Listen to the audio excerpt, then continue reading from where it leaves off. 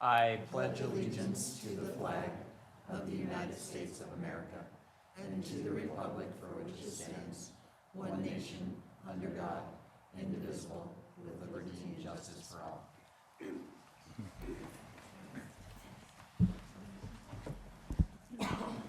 Welcome to the March 31st Bozeman School District School Board meeting. Thank you for joining us. Public comment will be taken throughout the meeting on agenda and non-agenda items. During public comment, no member of the public will be allowed to comment on contested cases, other adjudicative proceedings, or personnel matters. The public portions of this board meeting are being recorded in accordance with District Policy 1420 and Section 2-3-214 MCA. By remaining in this meeting, all participants and attendees acknowledge they may appear on the recording, which will be placed on the school district's website for a minimum of 1 year from today. Further instructions about participating will be provided throughout the meeting. Before we engage in the business of the board, I would like to share the core purpose of the Bozeman School District, which can be found on the back of our nameplates. It reads, Bozeman Public Schools exists to ensure high-level learning for all students. We will now open with Agenda Item 2.2, Board Education. Mr. Berg, welcome. Thanks for having me. You're welcome, and if we could have you push the green button to, or the right button to make the microphone green. There it is. Thank you. All right. Perfect. Thanks for having me. Good to be here this evening. Anything? Yeah.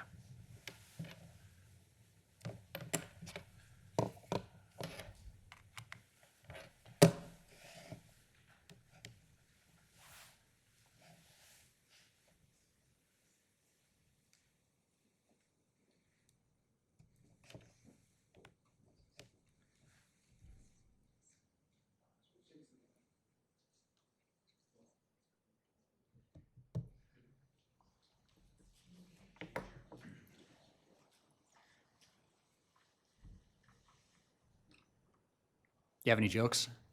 Do you have any jokes? Man. No. Yeah, it's shared with you. Are you in it? Yep.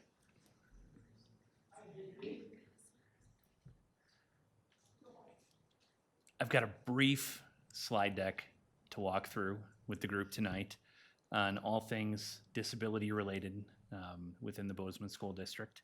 I hope to touch on our Section 504 students who need accommodations. Also hope to touch on students with a need for specially designed instruction and IEPs under the Individuals with Disabilities Education Act, and walk through some trends and current events. Do you need the whole thing? All right.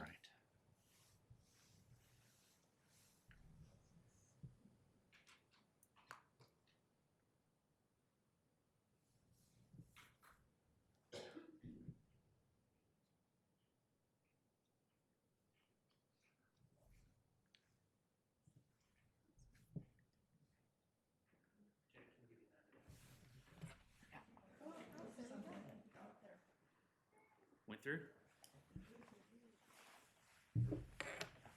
Perfect. Mike, if you want to advance to that first, or to that next slide, that'd be great.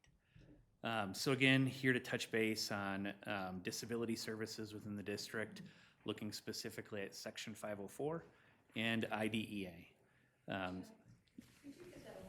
Yes, absolutely. Better. All right. Yeah. So looking at Section 504, the long title of that is Section 504 of the Rehabilitation Act of 1973. This was a civil rights law that was passed 2 years before the first iteration of the Individuals with Disabilities Education Act. It was a door opener, so to speak. Section 504 was to afford individuals with disabilities the opportunity to get in the door, to access educational services. IDEA, when that passed in 1975, served as an education law outlining how we would provide special education services within schools. It also provided a funding mechanism to provide special education services, and that is a funding mechanism that we'll look at towards the end of the slide deck, where Congress initially proposed funding up to 40% of the extra special education costs, and that's a target they have yet to reach. But when IDEA passed, it was intended as a way to implement services above and beyond what had been outlined in that civil rights law under Section 504. All of our students with IEPs also hold those civil rights protections under Section 504. So I like to say that an IEP is another type of 504 plan that is really a more specific type of plan that outlines not only specific student accommodations, but the specially designed instruction that a student is entitled to under that IEP.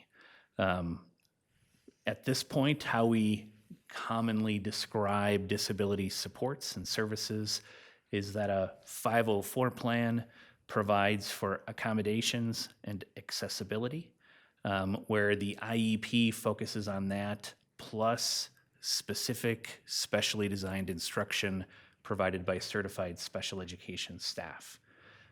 504s, 504 plans typically do not include that kind of specially designed instruction, and 504s also have no funding mechanism that comes with them. It is simply a civil rights protection, a set of civil rights protections under federal law. In 2008, the Americans with Disabilities Act was amended, and that impacted Section 504.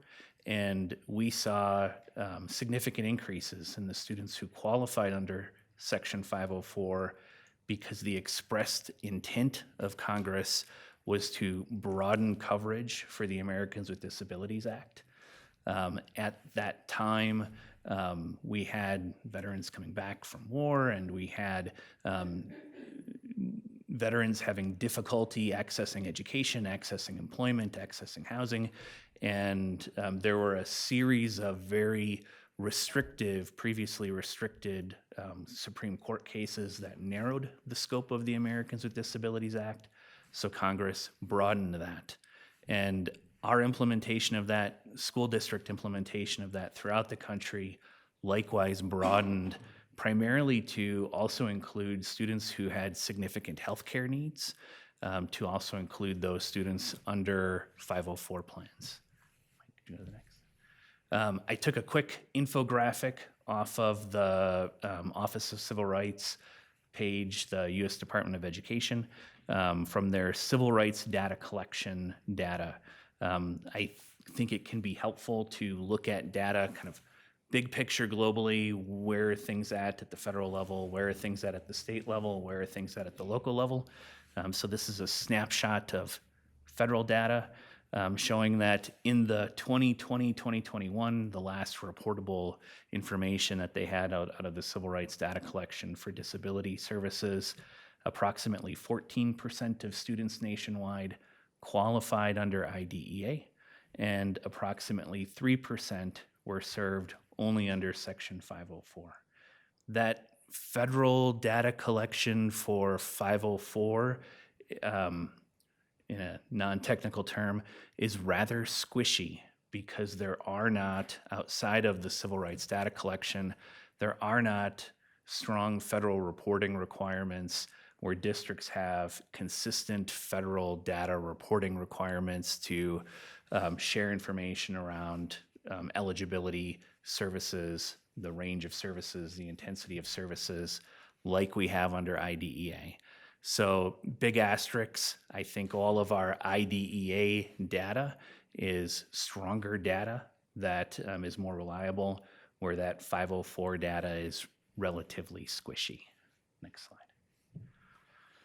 At the state level, this is information that's publicly available off of OPI's GEMS site. In the 23-24 school year, Montana supported 148,585 students total, and 21,832 of those students had IEPs, had disabilities that required specially designed instruction under an IEP. There's some additional historical longitudinal data off to the side for state identification rates. Montana has seen identification rates move from around 13% to around 15% for identifying students with disabilities. Been, steadily increasing. That's also mirrored a national trend in identification data. There's no data available on GEMS because it's not a reportable area for Section 504. There's not a common data collection process for students who qualify with that lesser intensity type of disability. Doing some digging with Damien, our data guru in the district, we were able to pull some numbers looking at a point in time in October for our students with disabilities, primarily under 504. And you can see that we've demonstrated a pretty steady, significant increase in qualifications for students with 504 levels of impairment. On the right side of the screen, we have historical IDEA data counts going back to 2006 to present, where we also mirrored state and national trends with some pretty significant, steady, slow and steady increases. As we were seeing growth in our community, growth in district enrollment, our identification rates for students with disabilities was outpacing that district-wide level of growth. And so you can see we had a larger and larger percentage, topping out at around a 12.5% identification rate. Over the last several years, as we've put more of a focus on, and particularly coming out of COVID, during that time frame, we were supporting students, we were identifying students. We have the ability under IDEA to waive the 3-year reevaluation requirements. And so during COVID, that was pretty challenging to physically engage in reevaluations. So we waived many reevaluations during that time frame. We picked that back up. We had some intensive, intentional discussions around specially designed instruction. Who are the students that need that level of intensification? We really tried to anchor discussions around special education and IDEA in the context of the school-wide system of supports that we were providing. And because of that, that prompted us to engage in quite a few reevaluations. And as we engaged in those reevaluations, we were able to exit a significant number of students. And most of those students that we exited from IEPs still had some level of impairment, still had some need for accommodations. And so they made that shift from a full IEP with specially designed instruction to a 504 plan that focused solely on accommodations. You see that shift play out in our enrollment numbers, where our numbers of students with IEPs dropped, our numbers of students with 504s increased. I also think our community does a really good job, whether that's medical providers reaching out, encouraging families to share information with schools about a student's healthcare needs, whether that's private counselors, private psychologists, neuropsychologists, neurologists, pediatricians, sharing information with families who then share information with us. And we engage in that dialogue around what level of support is the appropriate level of support. So if individuals have some level of impairment that doesn't rise to an IDEA level of impairment that requires specially designed instruction, that fits under 504. And so we've seen that growth for our student population. Next slide. is reflective. This is kind of a busy slide looking at identification under specific areas of eligibility under IDEA. These are all students with IEPs. As we were working through COVID, that blue dotted line represents our students with specific learning disabilities. Dyslexia falls in this category. We had this also, we can kind of look at some contextual factors around 2017-18. We were making the shift, implementing STAR assessment, setting high benchmarks, making the shift to the Smarter Balanced assessment. Again, very high standards, very high benchmarks. As we were raising the bar for what it means to be proficient in our district, we were very concerned that we had students who weren't proficient. That was leading to referrals. That was leading to identification. So we saw slow and steady growth on that blue line reflective of students with learning disabilities. And then when we re-engaged on that re-eval process over the last several years, that's where we see that curve bending and the new number of students qualifying under IDEA dropping. Again, those are students that are predominantly shifting into the 504 world. Can you briefly just run through the abbreviations? I can, yeah. LD is specific learning disability. OH would be other health impairment. That's a sort of a catch-all of students who have some level of health impairment that adversely impacts their educational progress to the point of going beyond the need for accommodations and requiring specially designed instruction. SL is speech and language impairment. MD is multiple disabilities. So we have some students who qualify under multiple areas, and then that gets pulled in as multiple disabilities. AU is autism. We have educational criteria adopted by the state and Board of Public Education that we use. It's a little bit different than medical criteria for autism, but a medical diagnosis often prompts us to engage in an evaluation in a school setting to then validate or I don't want to say invalidate, because we have some students with autism who don't need the full IEP, but may still need accommodations under 504. CD is cognitive disability. ED is emotional disturbance. I saw some pending legislation discussion around changing the name of emotional disturbance to emotional disability. I thought that was interesting to see that working its way through the legislature at this time. And DD is developmental delay, and that's our only area of eligibility that has a sort of an age range to it, where a child may only qualify under developmental delay between the ages of 3 and 9. And it's an area of eligibility that recognizes that we may not have a clear picture of a child's disability-related needs at that young of an age, but we can see that they have some level of impairment that requires support. And the age out by age 9 really prompts us to take a deeper dive as the child is 7 or 8 years old, when their disability-related needs have become a clearer picture.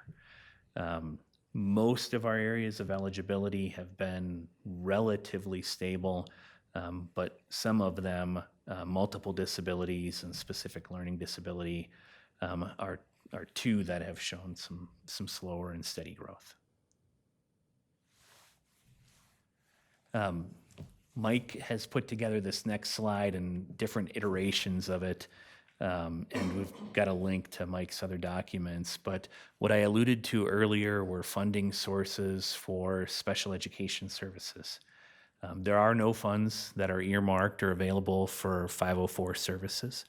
Under IDEA, the feds have set targets and glide paths over the years to say we need to fulfill the promise of full funding. There's been legislation introduced in Congress that's really never taken off, that has focused on full funding, that 40% mark.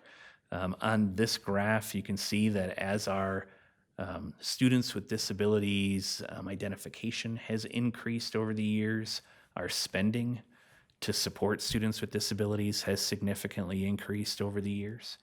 The dark blue portion of the bar represents all state and local funds that cover the services for students with disabilities. Sorry, all local and general funds. The light blue bar represents the state general fund special education block grant. And then there's the red, that's federal IDEA.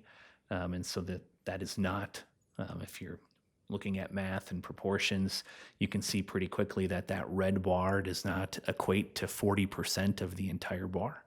And there is an imperceptibly small, you have to trust us on this, that it's there, pink part of the bar. And that pink part of the bar represents the federal share of IDEA preschool funding.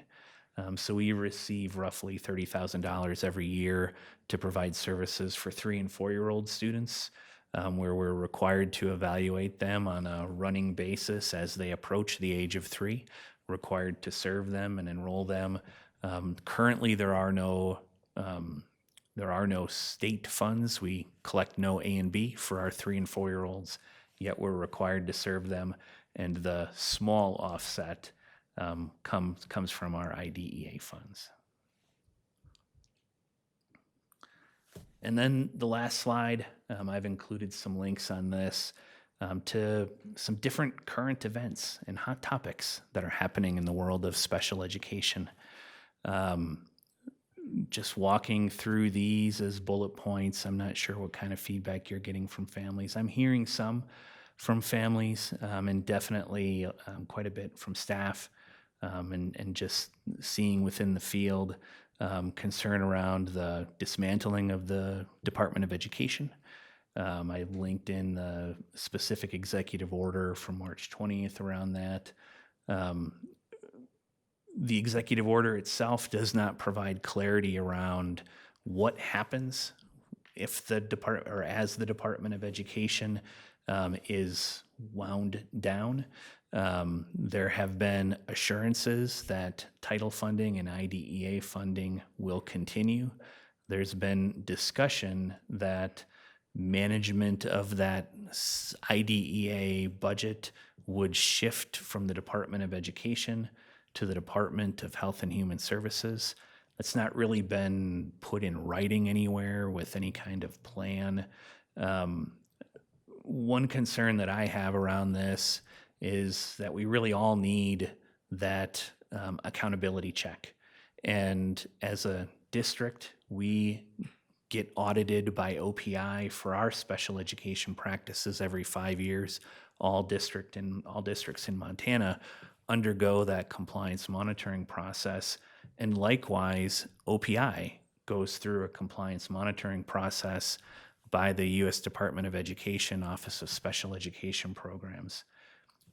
Every time we go through a compliance monitoring process, there are findings. No district is perfect. We welcome that feedback, and it's an opportunity for us to get better. When OPI went through their recent audit through the Department of Education, likewise, there were findings. There were findings in the areas of dispute resolution, of fiscal monitoring, and of disproportionality, and how they manage all of those areas. Without a Department of Education, there would not be that type of monitoring per se. So I know that in the world of special ed, this is a hot topic. People are keenly watching. I get the routine call to action around these kinds of topics, but we really don't have hard clarity on what this means for us. I also put in a link. You may have heard about a Section 504 lawsuit. This is a lawsuit that stems from Health and Human Services, Texas versus Becerra. There are 17 states, Montana is one of them, who have signed on to this lawsuit. The lawsuit was originally related to a Health and Human Services rule that added gender dysphoria to the list of eligible impairments under the Americans with Disabilities Act in Section 504.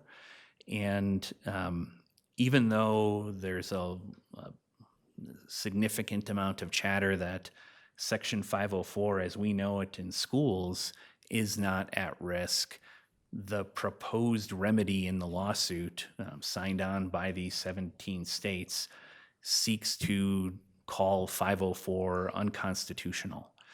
So that's expressly in the lawsuit. The wheels of justice take time. There is no immediate risk to 504 being immediately overturned. But we do have families who are concerned that the supports that have been in a 504 plan, the supports that are in IEPs, may not have that weight of federal civil rights protection. We also have, there's an active lawsuit in Montana filed by Disability Rights Montana on behalf of several individuals that seeks to expand the age of eligibility for students with IEPs. If you recall, a couple sessions ago, House Bill 233 expanded the age of eligibility for students with significant intellectual disabilities to access educational services through the age of 21 and to provide state funding for that. And our board adopted a policy that carved out enrollment and services for students under House Bill 233. And Bozeman High currently houses a Pathways program to support students through the age of 21. Disability Rights Montana is relying on a different court case out of Hawaii that pairs access to adult ed as a free education for all adults and equates that to creating a free appropriate public education requirement for any student through the age of 21 with an IEP, not just those students with the most significant disabilities like our legislature had outlined. Having worked in another state that had through the age of 21 for any student, it really wasn't that different than what we're currently doing. Maybe a case here or a case there that was different. The case that Disability Rights Montana is referring to is a longstanding case out of Hawaii, also in the Ninth Circuit, where they ruled that because Hawaii had the publicly funded education adult ed program, that created an obligation to be more expansive with IDEA. So there's a potential that this case could expand sort of without legislative intent at the state level, could expand our obligations for providing services. At the state level, A and B is still very specifically linked to students with significant intellectual disabilities who would be eligible for adult services. Then the last bullet point, House Bill 168 is what I referred to earlier. That is looking at providing A and B funding for our 3 and 4-year-old students who are identified as students with IEPs. That has been listed as on the bubble, and happy to report that it passed House appropriations today. That's special ed, IDEA, 504 in a snapshot, and be happy to field any questions, thoughts, comments. Thank you, Chad. Any questions, Gary? Yeah, thanks, Chad. I'm curious on the evaluations used to delineate between IDEA and 504. Those evaluations are pretty objective and give you good data on how those students are functioning and what category they fall into. Yes, we have we call it our child find requirement. If we have reason to suspect that a student has a disability that would make them eligible under 504 or IDEA, we work through a process where we review all existing data that we have. Oftentimes, we're flush with data. Private eval reports, our own data collection systems over the years. So we start with the data that we have. We use that to determine what additional assessments we may need. We then we seek permission to complete additional assessments, get permission from the family. We have some structured timelines. Initial evaluations need to be completed within 60 days from the point of referral. And some of the eligibility areas have very specific, quantifiable criteria, specific, measurable, norm-referenced scales. Other areas have more, there's not a hard cut score. We have to determine as a multidisciplinary team whether a child's disability-related needs significantly adversely impact that child's performance. There's language within Section 504 that quantifies a disability as being outside of the norm of the general population. And so we still use a mix of norm-referenced assessments and curriculum-based, classroom-based assessments. Norm-referenced assessments tell us how different is this student's performance compared to same age peers, and we can quantify that. The classroom-based information really helps us identify that need for specially designed instruction.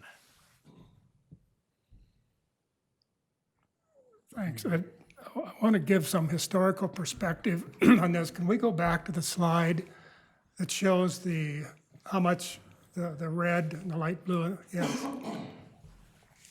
So just to clarify, the red is what the federal government is paying Correct. under IDA. And by law, they're supposed to be paying up to 40%. Yes. Okay. So the dark blue line above is what we have to, Correct. money we have to fund. So just some perspective, when I was on the MTSBA Board of Directors, I think it was in 2018, each August, our directors would go to Washington, D.C., and we would meet with our congressional delegation.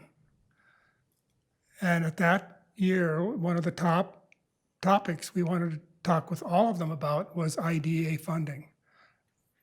Is there any way to increase that funding? The first meeting we had was with Senator Tester. So we brought up this topic, and he said, well, I actually have a bill that I'm sponsoring that would provide it was a 7-year progressive increase in the funding of IDA to get it up to the 40%. Yep. And he said, I'm looking for Republican sponsors to co-sponsor. So we leave Senator Tester's office and we go to Senator Daines' office. And we bring up IDA funding, and we've made a comment, somebody in the room made a comment about the bill Senator Tester had. And Senator Daines told us he knew nothing about the bill, but he'd look into it. So when we left that meeting, I took it upon myself to connect with the people within Senator Daines' office. So I did that several times while we were still in DC the next day or two.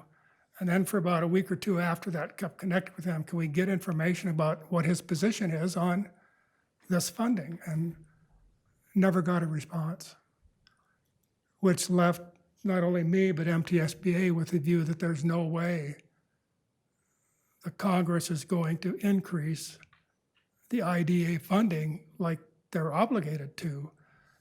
So that graph could change if the federal government, if the red increased, our blue would decrease. So I just want to give people that perspective, and if you're concerned about this, and we need to contact our congressmen to at least encourage them to do something with this. Any further trustee questions? Thanks, Chad.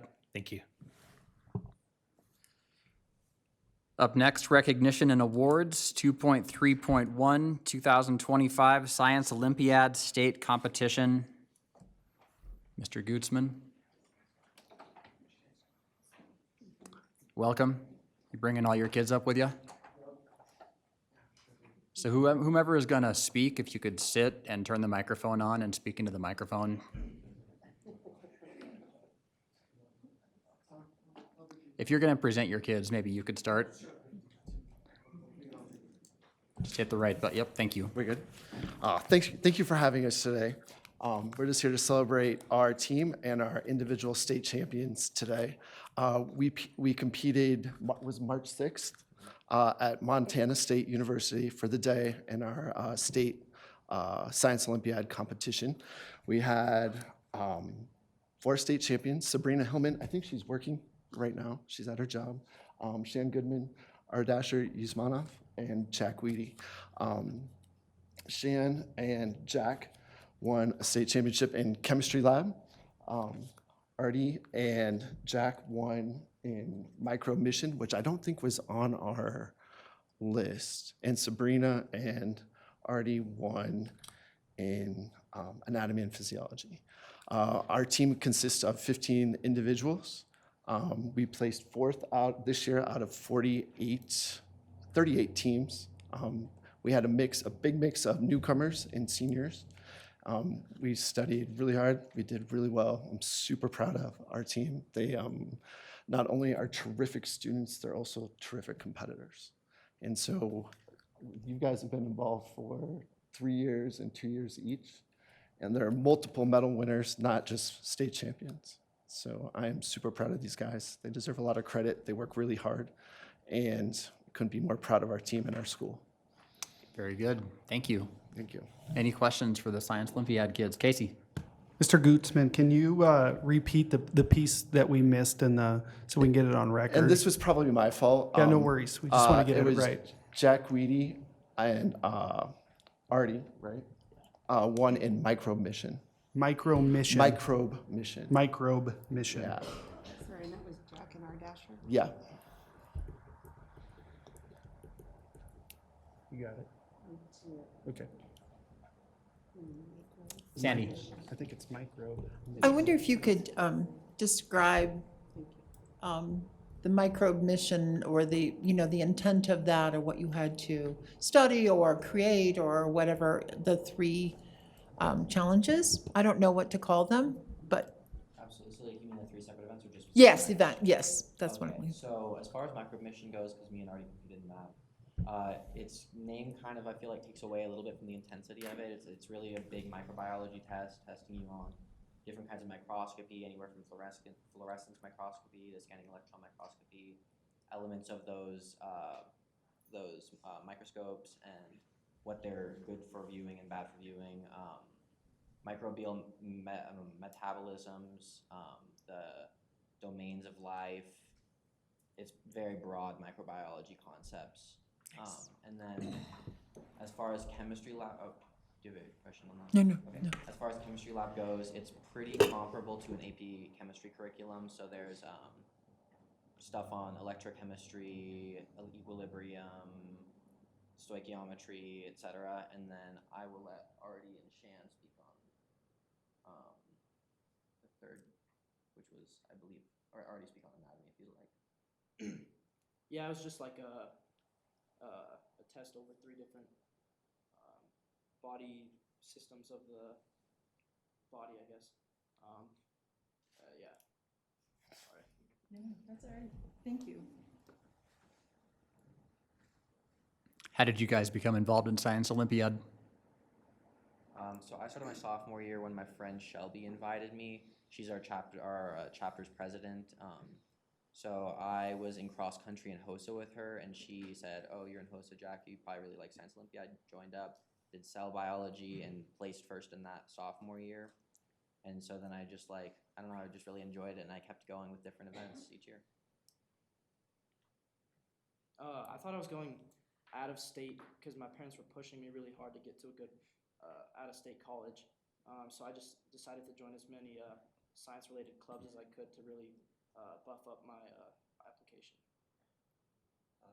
I was new to Gallatin High School sophomore year, and I did cross country with Shelby, and she just also got me involved with that club.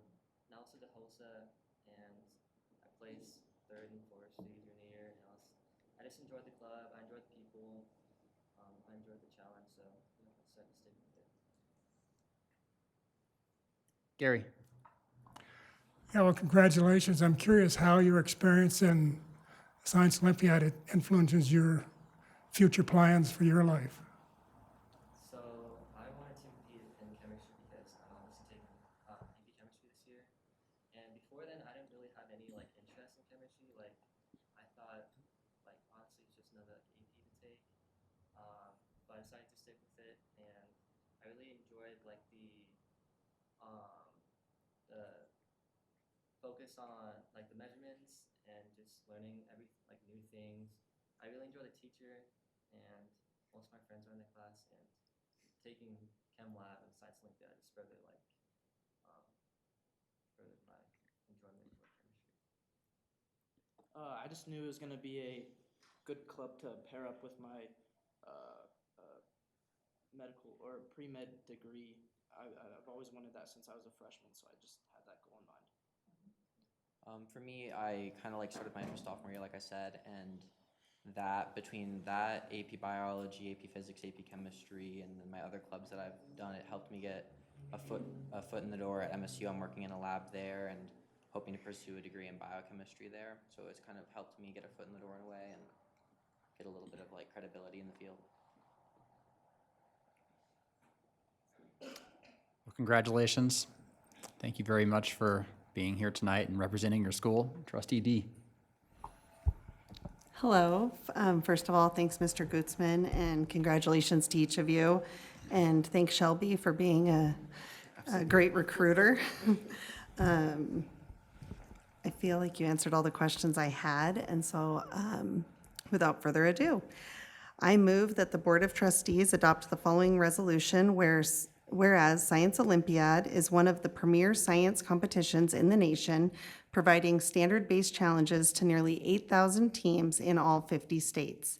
And whereas the Montana Science Olympiad took place on March 4th, 2025, and whereas Jack Weedy and Shan Goodman took first place in Chem Lab, and whereas Jack Weedy and Ardasher Uzmanov took first in Microbe Mission, and whereas Sabrina Helmer and Ardasher Uzmanov took first place in Anatomy and Physiology.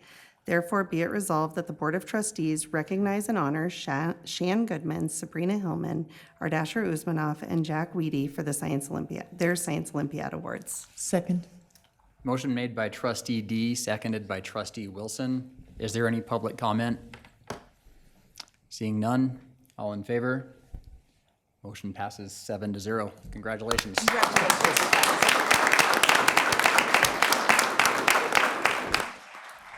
Thank you very much. Thanks to your parents for coming out tonight as well. And if we could invite you to please meet Trustee D, who's walking out in the hall for a picture, that would be great. Thank you.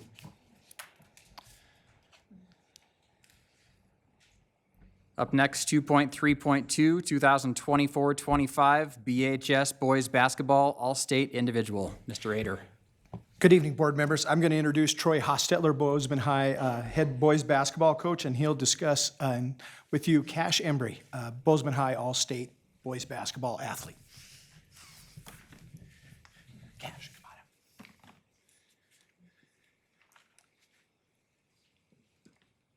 Welcome, gentlemen. Good evening, thank you. Please forgive me for reading this, but I find the older I get, the more I forget, so I don't want to forget anything on this young man. I want to give you a little background on our season. We struggled a little bit at the beginning. We had a good 4-game winning streak there in the middle, and I want to credit the players, and especially this guy sitting next to me for the amount of effort and grind they put in during the season and figuring out the process and working through that. That's always one of the most rewarding things as a coach is, no matter what your season ends, that your players put in the time and the effort and they find a way to be successful. Let me give you a background on this guy. One of my favorite players I've ever had. He's a 3-year varsity starter. He's 3-time academic All-State. He's a 2-time state participant, and he's a 2-time All-State recipient. He led the Eastern Conference in scoring at 16.5 a game. He was 4th in rebounding, top 12 in steals, 2nd in field goals made, 2nd in free throw percentage, and average of the most free throws per game in conference. It's a credit to the player he is that he got all-state recognition recognized by his fellow coaches in the Eastern AA. With the season we had, we finished 6th as a 6th seed, with an 8-11 overall record and 6-8 in conference. That's hard to get that type of recognition when your team doesn't necessarily finish that high, so credit to him. A little bit more background on him that I've learned over the years. He's a dedicated person who cares about the program, cares about the people that are involved with his success. He's a competitor that takes ownership of his performance and the performance of the teams he's involved with. Prioritizes his time to make sure he's taking care of his off-the-court obligations as well as his time and importance to the team. Showed great leadership this year under trying circumstances at times. He was our only varsity returner from last year, and he took responsibility of leading both on and off the court. And like I said, he's one of my favorite kids. I'll miss him. I went to school with his father, so he's overcome a lot. Credit to his mother. So, and I look forward to following his journey next year when he plays football for the Cats. Thanks, Coach Haas. Any questions for Mr. Embry? Melissa?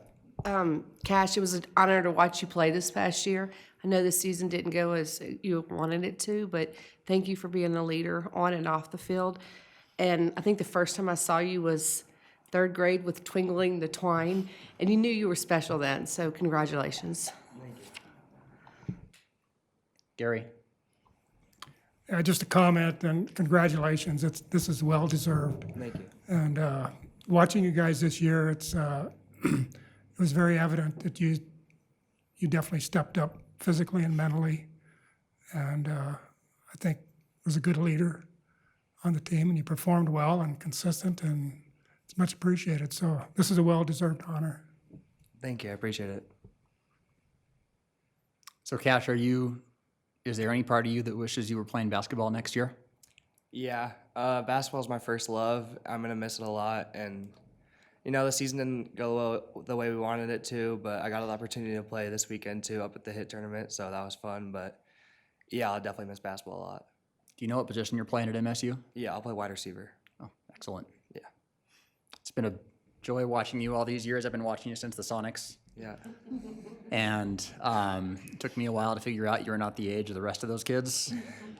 And then when I figured that out, I already knew you had a bright future as a student athlete. So congratulations on everything. And you're a great leader this year after you lost all your guys from last year and won that football championship your junior year. And so it was a great run. So congratulations. Thank you. Appreciate it. Kevin. All right, well, first of all, congratulations, Cash. Exciting honor for you. I know you said not hard questions, so all day what I did at work was Googled like the 10 hardest questions. So we might be here a little bit just for you. Okay, I actually just thought of that, so I didn't. Hopefully not very hard questions. Appreciate being around you for many years. As Melissa mentioned, I think Burke was showing me Tingling the Twine videos, which was a lot of great basketball. So we do have a long relationship going back a few years ago. Also probably some flag football stuff here and there. But out of this year, what experience would you value the most and take forward? I would say building relationships with people that I've never really been around as much. So I've obviously played with people older than me my entire life, and this year I got the opportunity to be able to hang out and grow with people that I've never really hung out with outside of sports or anything. So I think that the relationships I built this year were something that will definitely last a long time. And then do you have any idea what you're studying up at MSU? Yeah, I'll do engineering, either civil or mechanical. Okay. Are those too tough for you? Yeah. The 2 questions? All right. Yeah. All right, well, again, congratulations. Appreciate you.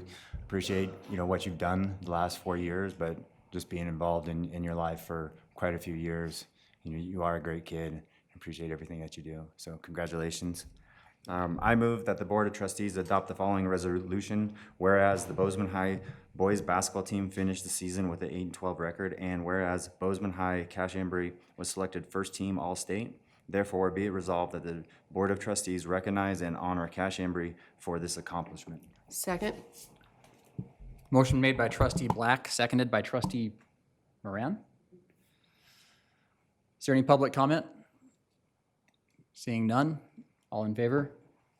Motion passes 7-0. Congratulations.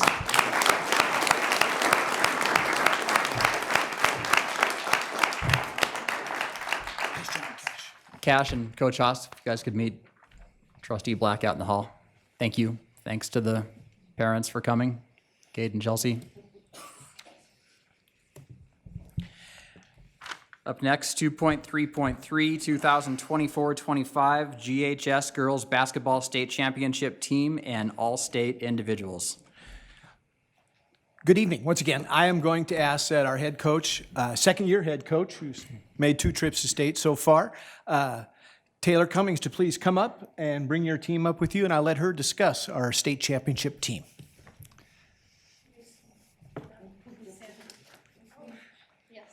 If you guys could all come forward and try to position yourself around those columns where all the trustees can see you. It's kind of a challenge, but do your best. Hello, thank you guys for having us here today. This team here had a really, really special season for Gallatin. Coming off of a season, we made that trip to state last year, didn't really finish where we wanted to. And these individuals, they put in the work in the off season, they put in the work this season. And even with the devastating loss, to West in the middle of the season, which ended up being our only loss this year, we went into that championship game with all the confidence in each other as a team, and you could tell that we wanted it. And through the highs and lows, they stuck to what we've been working on all year as far as coming together as a team, being able to make those big plays. And I'm just really, really, really proud of all of them. Even we've got our JV squad here, not all of them got to suit up for state, but they practice with us all season. I believe they make us better as a team, and they're the future of this program. And so they're up here tonight, but also our senior class, who was here from, the seasons with very few wins to a season with only 1 loss. And so I think their leadership and growth through this program was instrumental to our success this season as well. So I appreciate everything these guys have done, and they're a pretty awesome group of young women. So Pretty awesome is right. Are there trustee questions for the Raptor girls? Sandy. So the seniors, who are they? Could you share with us what you're going to do, what your plans are going forward after this year, if you have them? You may not have them yet. I'm going to college at University of Nevada. I'm not sure where. I'm not sure where I'm going to school yet, but I know I'm going to study I'm going to basketball at Carroll, and I'm going to study business. I'm going to MSU to study microbiology.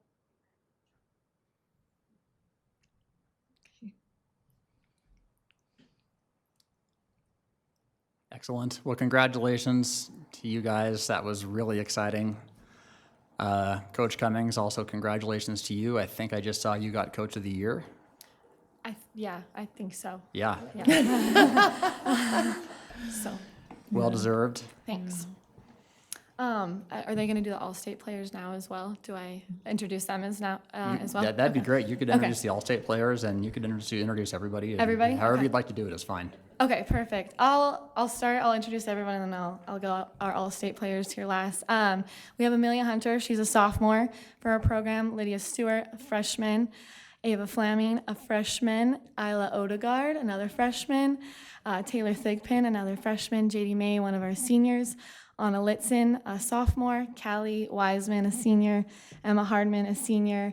Ave Odegaard, a junior. Jada Davis, a junior. Sadie Perry, a sophomore. Lorelai Hogan, a junior. Taylor Coleman, a freshman. Michaela Coleman, a junior. And then Alyssa Armstrong, our last senior. So we return a lot of players for next season, which is exciting. And then our all-state selections, Jada Davis. Jada has been an instrumental part of this program for 3 years now. This year, I believe she finished second in the league in scoring, was tournament MVP, made some really, really critical plays for us, but just has also steps up on both sides of the court at all times. And as a leader this year, she was really big for us. And so we're excited to see what she does with her senior season as well.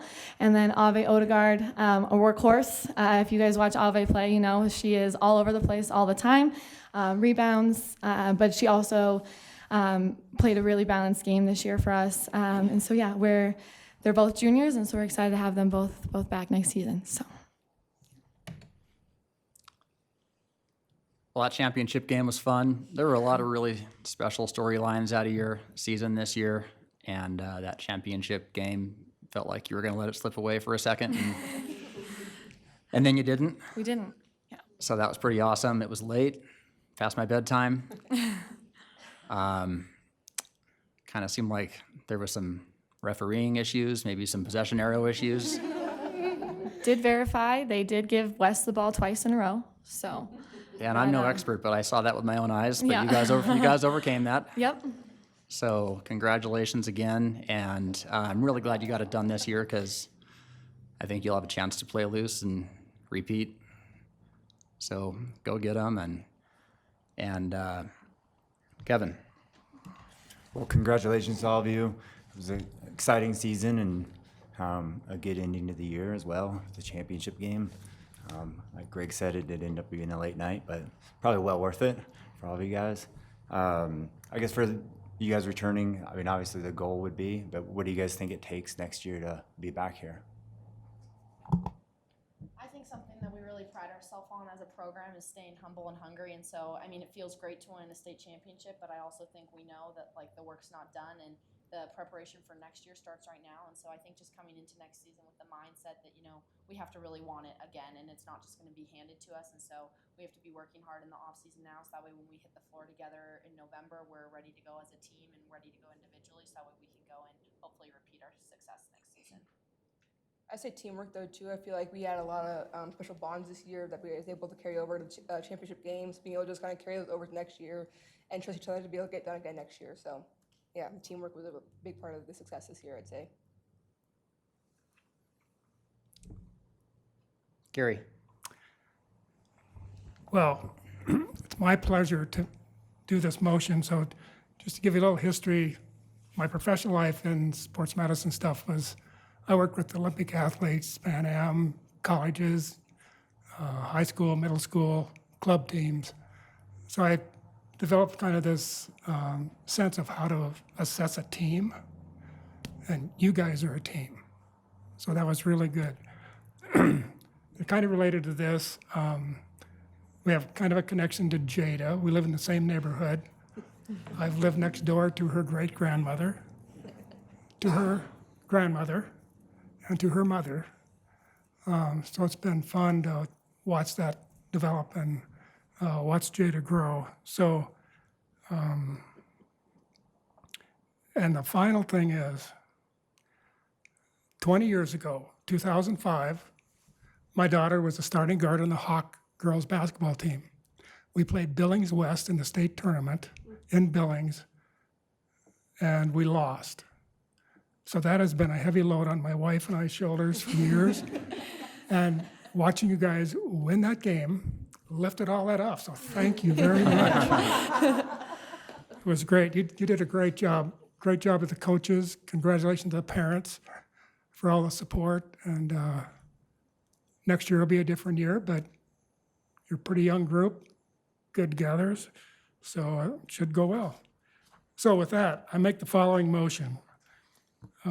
Recommend that the Board of Trustees adopt the following resolution.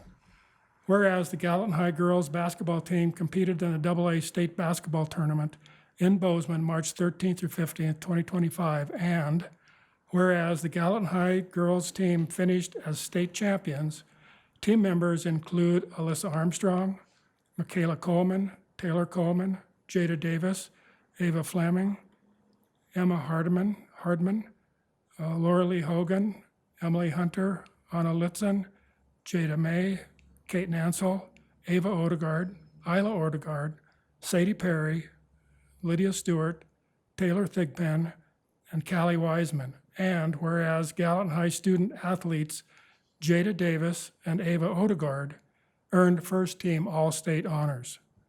Therefore, be it resolved that the Board of Trustees recognize and honor the 2024-2025 Gallatin High State Championship basketball team and all state individuals, Jada Davis and Ava Odegaard. Second. Motion made by trustee Lucine, seconded by trustee Wilson. Is there any public comment?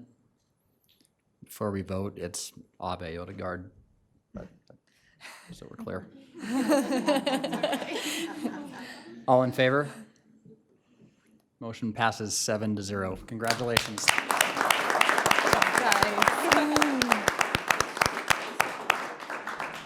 Thank you very much to you all for coming. Thanks to the parents that are here tonight as well. And before you all leave, if we could invite you to please join trustee Lucine in the hall for a picture, that'd be appreciated. Thank you.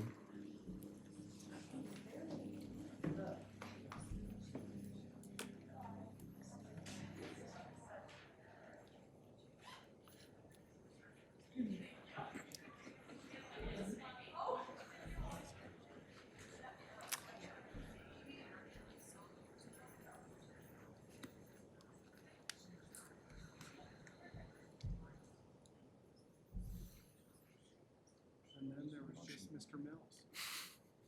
Is he back there somewhere? Yeah. Oh, and Eric. My two favorite high school principals. Yes. I'd make a motion to approve item 3.3.1 on the consent agenda. Second? Motion made by trustee Black, seconded by trustee Moran. Is there any public comment? Seeing none, all in favor? Motion passes 6-0. Chair Neal, I'm sorry, but just to clarify, was that just for 3.3.1 or was that for also 3.4.1? Just 3.3.1. Okay. He just wants this Just meeting a to rookie. go longer. Yes. I want somebody else to make a motion. I'd make another motion to approve 3.4.1. Second. Motion made by trustee Black, seconded by trustee D. Is there any public comment? Seeing none, all in favor? Motion passes 6-0.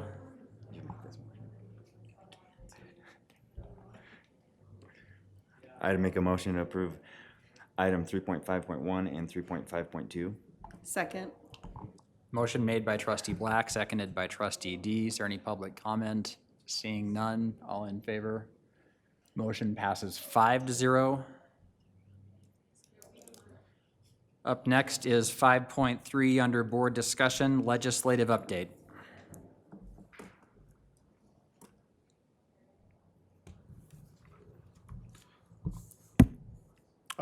Couple quick items. There he is.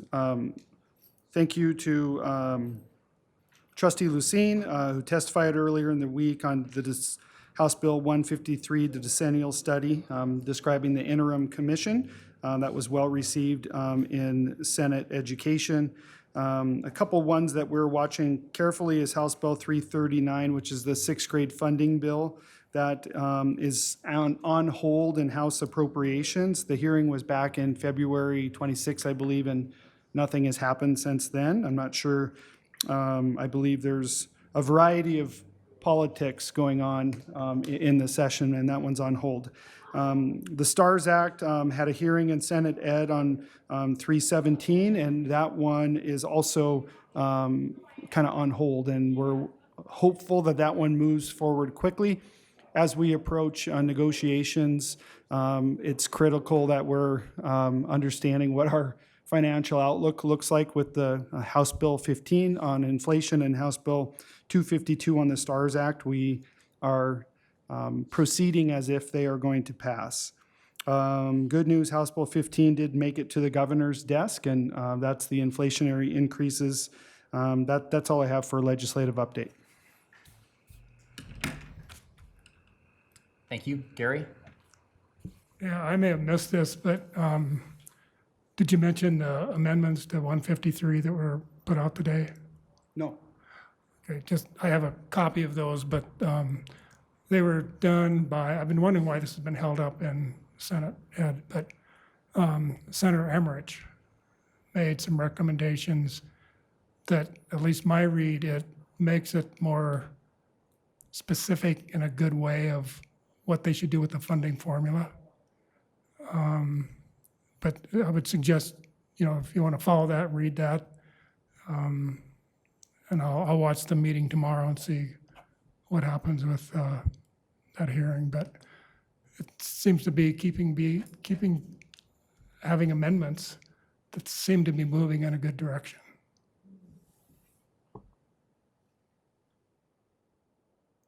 Thank you.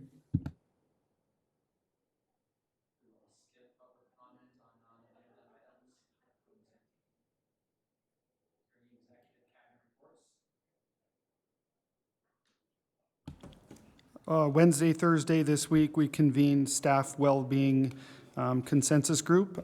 Thanks to Pat Strauss for facilitating. Where also any chance we have to do consensus, Pat is training others. And Emma?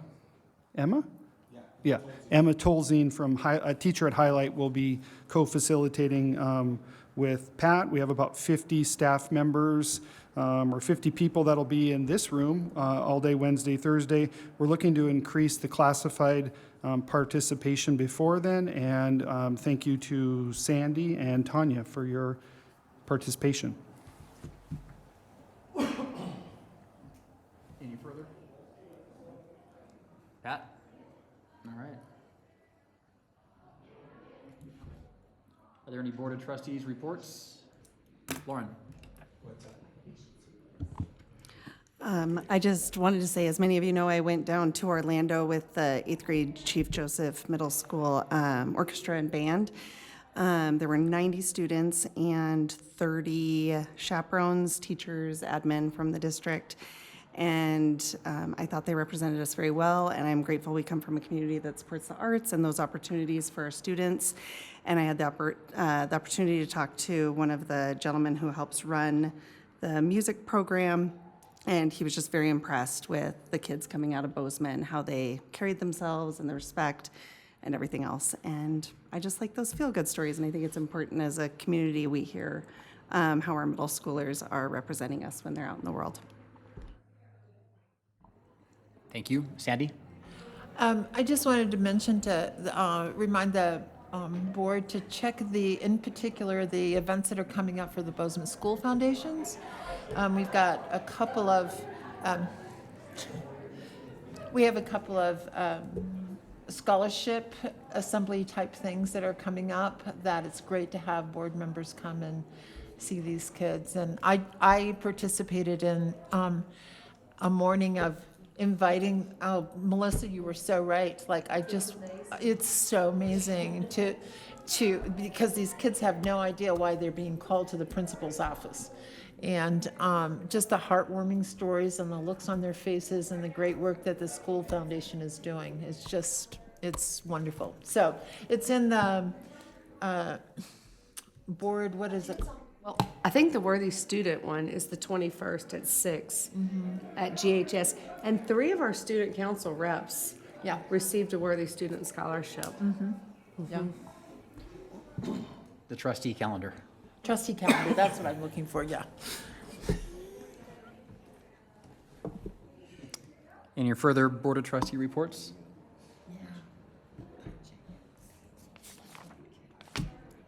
All right, I will adjourn the meeting. Thank you.